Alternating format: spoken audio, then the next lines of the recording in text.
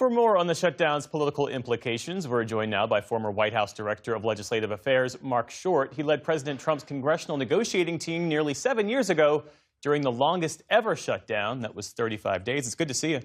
Thanks for having me. So in this current moment, Republicans are calling for an extension of the current budget. Democrats want an extension of the Obamacare tax credits. Both sides are dug in.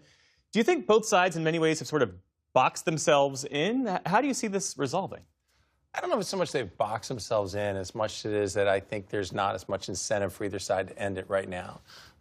Traditionally, I think that Republicans have been the ones that have triggered shutdowns. And in many cases, they didn't want to fund the government. They wanted to use that as leverage to get some other legislative priority.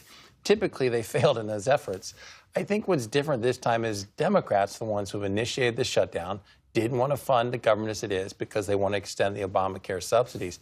I think they feel the closer we get to November 1st, they will win when those premiums are announced and they go up. And I think for Republicans, they feel like, why are we, going to be pushed into having to negotiate with ourselves when we've already passed a bill to fund the government and even fund it at Biden levels? They're not cutting funding. They're actually keeping it at Biden levels. And so they don't have the incentive. And I'd say the third piece of this is, honestly, I think the White House sees the president traveling to Asia. They've seen him have a hostage deal in the Middle East, and he's dealing with international issues that kind of seem to be rising above the dysfunction of Congress. So they don't have much of an incentive either. Whereas in 2018, as you know, President Trump claimed credit for the shutdown, and so he pretty much had an onus to get it fixed. Whereas right now, I don't think that's the case.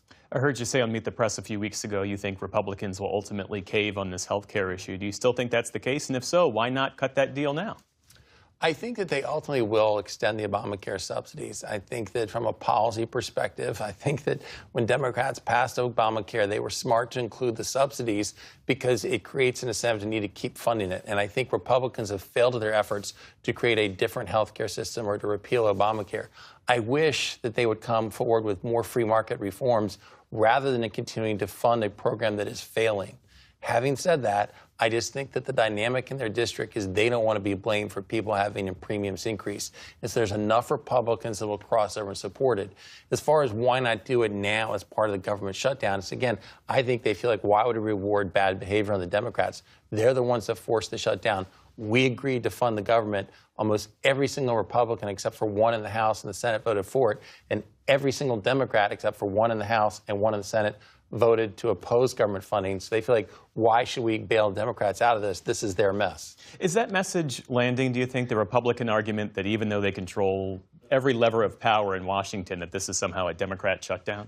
I'm not sure. I'm not sure that either message is really landing. I think for a lot of Americans, they view it as kind of dysfunction of Congress at this point. I think they've become somewhat numb to these shutdowns. And I think it's kind of a pox on both houses. And as we were discussing off air, I think the president creates so many different news cycles every week that it's hard for them to drive as much attention to the government shutdown currently. And so I'm not sure that either message is really resonating currently. I think it's kind of a mix for most Americans. Yeah, let's talk more about that. I mean, what does it say in this moment that the shutdown is entering week 5?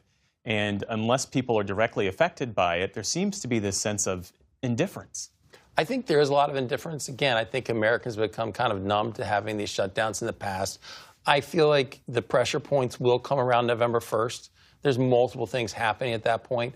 One is the insurance premiums get announced for those on those plans. But second, there's SNAP funding. The food stamp program runs out of funding. But I think as well, at that point, there's going to be a lot more pressure to say we have to solve this for our constituents. And so I think the November 1st deadlines, there's a lot of programs. And we've begun to see air traffic controllers not show up. And I think as more and more people get inconvenienced on travel, all those things are kind of coming together over the next week. And that was a real issue back in 2018, 2019. That was the thing that ultimately forced the hands of lawmakers and the president to get in a room and to get the government funded, was the fact that you had air traffic controllers facing frustration. They were overworked. They were calling in sick. And it created long lines and delays and security issues. Look, I think that for Republicans, in many occasions, that we've triggered shutdowns is to try to placate a certain constituency in your base that is frustrated. I even remember back in 2013, there's a rising sense that Republicans weren't standing up to the Obama administration and to Obamacare, and that caused much of the shutdown.